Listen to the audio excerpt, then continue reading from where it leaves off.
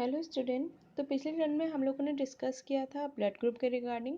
तो हम लोगों ने पहला टाइप पढ़ा था, that is the ABO blood group. Okay, आज हम लोग डिस्कस करेंगे another type of blood group, that is RH blood group. Rhesus blood group की जब हम लोग बात करते हैं तो ये जानते हैं इसकी डिस्कवरी की किसने थी। तो Karl Landsteiner and Wiener ने इसकी डिस्कवरी की थी 1940 में। ठीक है, डिस्कवरी की किस पे थी? इन्होंने मंकी पे इसकी डिस्कवरी की थी।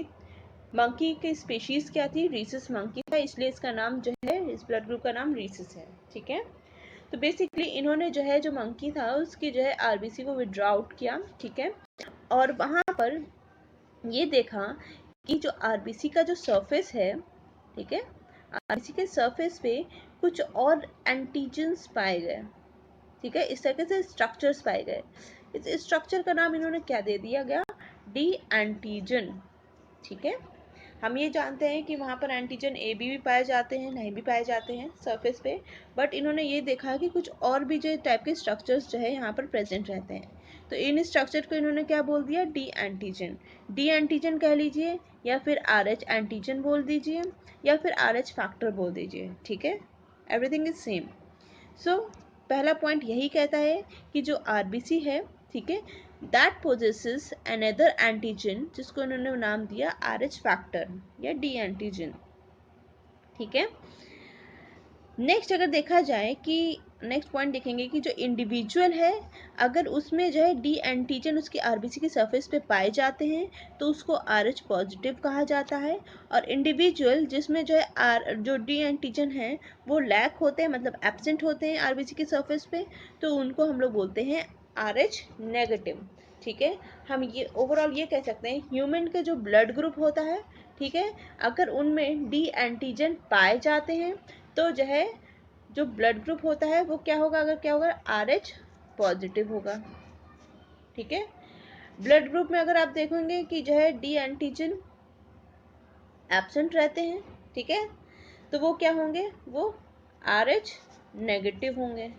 ठीक है, इस तरीके से हम जो चीज़ों को डिटरमाइन करते हैं। तो आप लोग का जैसे आपने देखा होगा ब्लड ग्रुप क्या होता है, ए पॉजिटिव भी होता है, ए नेगेटिव भी होता है, बी पॉजिटिव होता है, बी नेगेटिव होता है, एंड सो ऑन। तो क्या होता है? पॉजिटिव का मतलब क्या है? यहाँ पर डी एंटीजन पाए जा रहे हैं। नेगेटिव का मतलब क्या है? डी एंटीजन यहाँ पर एब्सेंट है, मीन्स जो आरबीसी की सरफेस है दे does not contain D antigen. ठीक है, तो इस तरीके से डिटरमाइन करते हैं। फिर उसके बाद क्या होता है, अगर देखा जाए कि कुछ जो है कॉम्प्लिकेशंस अकर होते हैं R H positive and negative की केस में। ठीक है, इन कॉम्प्लिकेशंस का कहा जाता है, एक डिजीज़ होती है, इसको बोलते हैं haemolytic disease of new borns. ठीक है, जो न्यू बॉर्न में कुछ डिजीजेज होती हैं, जैसे इरेथ्रोब्लास्टोसिस फेटालिस। अगर इसको दो भाग में तोड़ते हैं, इरेथ्रो का मतलब होता है इरेथ्रोसाइट, ब्लास्टोसिस का मतलब होता है फटना। ठीक है, फिटालिस मतलब फीटस की यहाँ बात कर रहे हैं, तो फीटस की जो आरबीसी होती हैं वो फट जाती हैं। नेक्स्ट होता है कनेक्टरिस। कनेक्टरिस में बेसिकली क्या होता है, ये कह सकते हैं ये न्यूरोलॉजिकल प्रॉब्लम होती है जो कि एक न्यूबॉर्न या इन्फेंट में अकर होती है। ठीक है, तो पहले हम लोग जो है पढ़ लेते हैं इरेथ्रोब्लास्टोसिस फेटालिस होता क्या है। इरेथ्रोब्लास्टोसिस फेटालिस को हम लोग इस तरह से समझते हैं कि अगर कोई भी प्रेग्नेंट वुमेन है और वो जो है मदर आर एच नेगेटिव है, ठीक है, और लेकिन वो कैरी क्या कर रही है? वो कैरी कर रही है आर एच पॉजिटिव बेबी। ठीक है, फीटस क्या है? आर एच पॉजिटिव है, और मदर कौन है? R H negative. उस दौरान क्या क्या कॉम्प्लिकेशंस अकर हो सकती हैं? बेसिकली होता क्या है, हम ये जानते हैं जो मदर एंड फीटस होता है आपस में कनेक्टेड कैसे रहता है? By a placenta. ठीक है, प्लेसेंटा के थ्रू जो है ये आपस में कनेक्टेड रहता है। जो भी न्यूट्रिएंट्स होते हैं, जिस चीज़ की सप्लाई होती है, वो जो है फीटस को मिलती रहती है। ठीक है, और वैसे जो है वेस्ट प्रोडक्ट जो भी फॉर्म होता है वो जो है फीटस से मदर की तरफ जो मूव करता है, मतलब एक तरीके का बैरियर होता है जिसको हम लोग बोलते हैं प्लेसेंटा।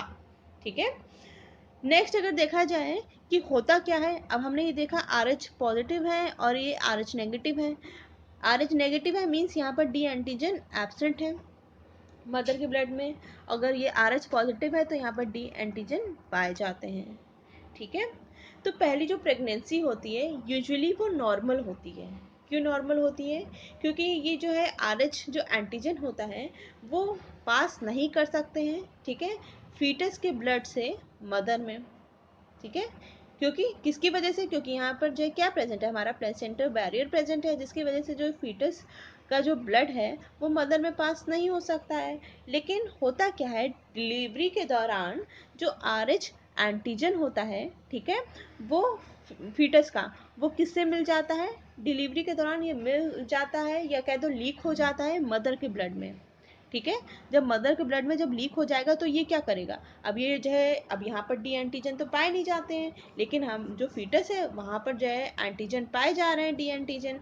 तो होता क्या है कि जो मदर का जो ब्लड होता है ना, वो RH एंटीबॉडी का फॉर्मेशन करने लगता है। अब हम ये जानते हैं एंटीबॉडी का ऐसे फॉर्मेशन नहीं होता है, जब किसी प्रकार की कोई कॉम्प्लिकेशंस या फिर कुछ कंपैटिबिलिटीज अगर होती हैं तब जाकर जो है एंटीबॉडी, RH एंटीबॉडी का फॉर्मेशन होता है। तो जैसे इसने सेंस किया कि यहाँ पर एंटीजन है, जब जो है फीटस का ब्लड जो है मिक्स हुआ, ठीक है, लीक हुआ मदर के ब्लड से, तो उसने क्या किया, मदर के ब्लड ने जो है एंटीजन बनाए, सॉरी एंटीबॉडी बनाए, ठीक है, RH एंटीबॉडी।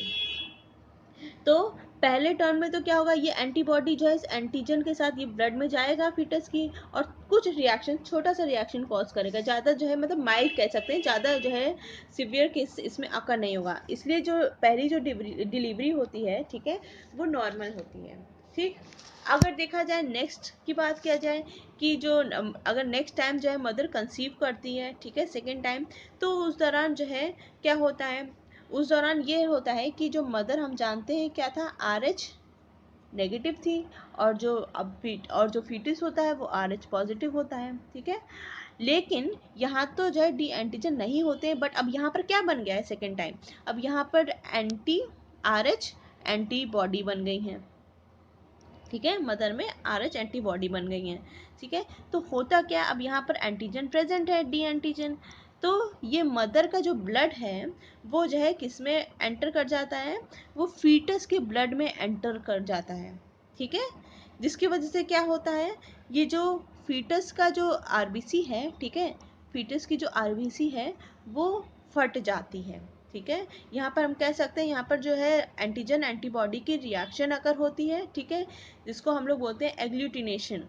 ठीक है, और यहाँ पर हेमोलिसिस कंडीशन अगर हो जाती है, मींस RBC जो होती हैं वो रप्चर हो जाती हैं, जिस वजह से क्या होता है कि फीटस की डेथ हो जाती है। ठीक है, लेकिन इस चीज़ को ओवर अप करने के लिए, कम करने के लिए होता क्या है कि अब जो है इस कंडीशन को सही करने के लिए कुछ ड्रग्स आ गई हैं, जो कि हम ये कह सकते हैं जो RH नेगेटिव वुमेन्स होती हैं उनको जो है ये ड्रग दी जाती हैं। ये ड्रग क्या होती हैं, RH एंटीबॉडीज़। ठीक है, ये जो एंटीबॉडीज़ होती हैं इनका काम क्या होता है, RH एंटीबॉडीज़ का, ये एग्लूटिनेशन को रोकती हैं, मतलब प्रिवेंट करती हैं, ताकि ये जो एंटीबॉडीज़ हैं इनका फॉर्मेशन ना हो और ये जो है फीटस के ब्लड में जाकर मिक्स ना हो और वहाँ पर एंटीजन एंटीबॉडी का रिएक्शन ना करवा सकें। ठीक है, तो इसलिए यहाँ पर जो ड्रग दी जाती है वो RH एंटीबॉडीज़ दी जाती हैं मदर को। ठीक है, इस तरीके से जो है मदर सेकेंड टाइम भी कंसीव कर सकती है। ठीक है, तो यही एक चीज़ होती है in respect to erythroblastosis fetalis. ठीक है, इसमें जो फीटस का RBC है वो फट जाता है।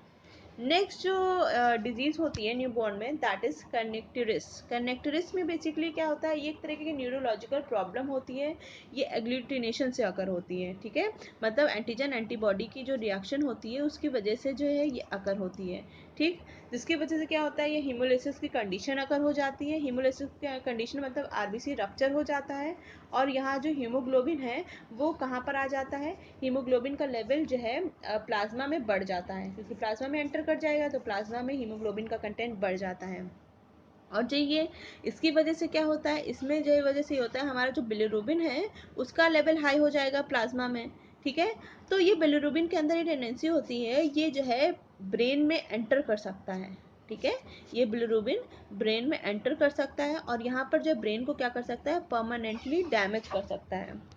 ठीक है, इसी को हम लोग बोलते हैं कर्निक्टरिस। तो ये दो टाइप की जो डिजीज़ होती है न्यूबॉर्न में। तो ये था रिगार्डिंग RH ब्लड ग्रुप। अगर हम बात करते हैं कि इसमें जो है किस प्रकार की जो है ये जो RH पॉजिटिव और नेगेटिव होते हैं कैसे किसको डोनेट कर सकते हैं एंड कौन रिसीव आउट कर सकते हैं, तो जैसे एग्जांपल अगर मैं लूँ, जो RH पॉजिटिव वाले होते हैं वो डोनेट कर सकते हैं RH पॉजिटिव वालों को ही।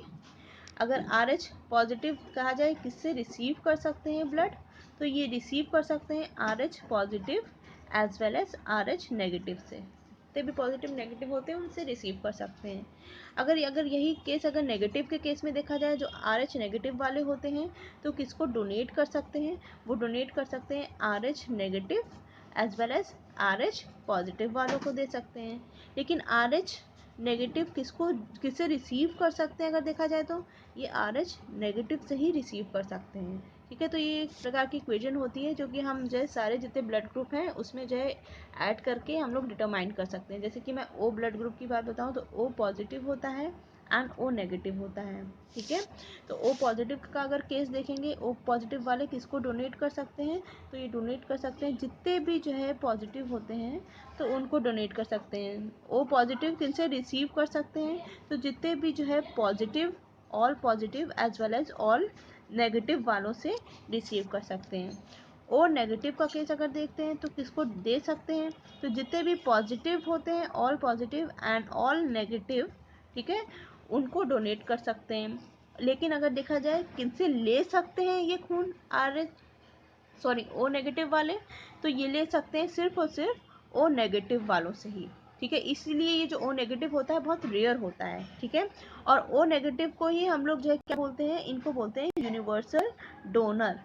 ठीक है, क्योंकि ये सब जितने पॉजिटिव हैं जितने भी नेगेटिव हैं सबको दे सकते हैं।